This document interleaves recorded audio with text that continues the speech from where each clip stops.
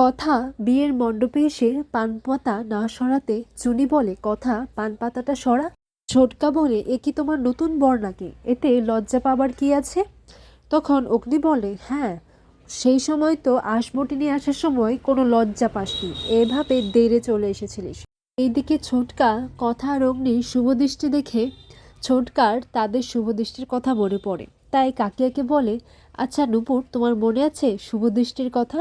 তখন কাকিয়া বলে, হ্যাঁ, সে আমার মনে নেই? আমি পান পাতা দিয়ে মুখ লুকোচ্ছিলাম আর তুমি উঁকি মেরে আমার দিকে তাকাচ্ছিলে। এরপর এদিকে এভি বলে, আচ্ছা ঠিক আছে, তোর থেকে তো ওই কনক চাপাই ভালো ছিল। তখন কথা বলে, না।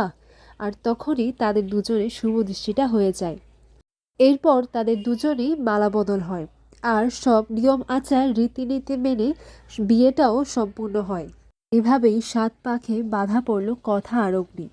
আর সঞ্চিতা তাদের দুজনের বিয়েটা দেখে খুবই খুশি হয়। আনন্দে সঞ্চিতার চোখে জল এসে পড়ে ও সঞ্চিতার স্বাদটাও মিটল অগ্নি আর কথার বিয়েটা দেখার। এইদিকে দেখা যায় অগ্নি কথাকে বলে, তোকে বউ রূপে খুব সুন্দর লাগছে। আর তখন কথা অগ্নির দিকে তাকিয়ে থাকে।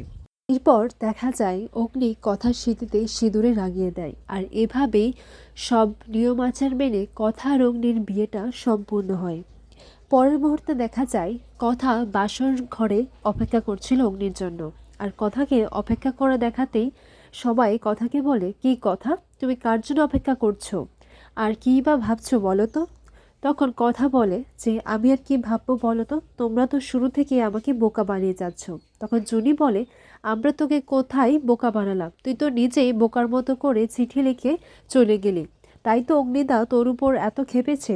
তখন কথা বলে, আমি আর কি করতাম বলো তো? আমি যখন কফি ঘরে গিয়ে শুনলাম যে মা পাচক মশাইয়ের আবার নতুন করে বিয়ে দিতে চান, এরপর নূপুর বলে, তুমি কি করে ভাবলে বলো তো যে দিদিভাই অন্য কারোর সাথে অগ্নির বিয়েটা দেবে? এরপর এদিকে ছোটকা কথাকে বলে যে, আচ্ছা তুমি অগ্নির অপেক্ষা করছো তো, দেখো এবার অগ্নি আগের বার তো তোমার জন্য কিছু করেনি, কিন্তু এবার তোমার জন্য একটা সারপ্রাইজ রেখেছে। এরপরে দেখা যায় অগ্নি কথার জন্য খুব সুন্দর একটি গান করে। আসর রাত সেরে অগ্নি আর কথা যখন গৃহপ্রবেশ করবে, তখন তাদেরকে বরণ করে দুধে আলতা যখন দিতে যায়, তখন অগ্নি বলে, দাঁড়ান 1 সেকেন্ড। এরপর অগ্নিকে বলে, আচ্ছা বিয়েটা যখন করেছিস তাহলে এখন ঘরে ঢুকতে দিচ্ছিস না কেন? তখন অগ্নি বলে, একটু দাঁড়ান। তারপর অগ্নি সেই দুধে আলতা থালাটা চেক করে নেয়, দেখে যে ঠিকই আছে, বলে যে নেই, এখন যা। তখন কথা বলে, যেতে যখন দিলেন তাহলে আটকালেন কেন? তখন অগ্নি বলে, তুই কি গতবারের কথা ভুলে গেছিস? তোর যদি আবার পাটা চলে যায় তাহলে আমি কিন্তু আর ওই বাঁধাকপি পাতা বেটে টেটে আর দিতে পারবো না। এই কথাটা শুনে অগ্নির মা বলে, কি বাঁধাকপির পাতা? তখন অগ্নি বলে, হ্যাঁ, ও তো সব ওই অলমেন্ট এসব লাগাবে না, ও লাগাবে বাঁধাকপির পেস্ট। এরপর খুব সুন্দরভাবে কথা গৃহপ্রবেশ করে আর গৃহপ্রবেশ সেরে সব গুরুজনদেরকে কথা প্রণাম করে। আর এভাবেই আজকের পর্বটি শেষ হয়। আগামী পর্বে দেখা যায় কথা আর অগ্নির কালরাত্রি, তাই তারা দুজনে একসাথে থাকবে না, আর না দুজন দুজনের মুখ দেখবে। তাই সঞ্চিতা কথার সাথেই এবির ঘরে ঘুমাবে। আর এইদিকে কথা বলে, আপনি আবার নিয়ম ভেঙে আমার মুখ যেন না দেখে ফেলবেন। কিন্তু অগ্নির কিছু একটা জরুরি দরকারে তার ঘরে যেতেই হলো।